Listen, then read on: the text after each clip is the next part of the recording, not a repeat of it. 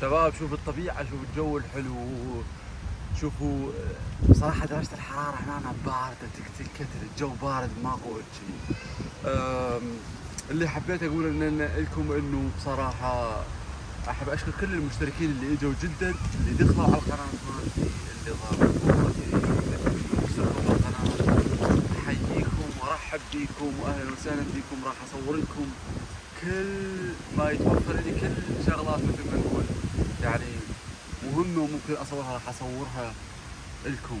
صراحة هذا المكان تمنيتكم وياي كل المشتركين، تخيل كل المشتركين يجون وياي بهيك اماكن اخذهم، اسوي لهم حفلة كاملة مثل ما نقول او نزهة كاملة بالطبيعة باوروبا بالمانيا.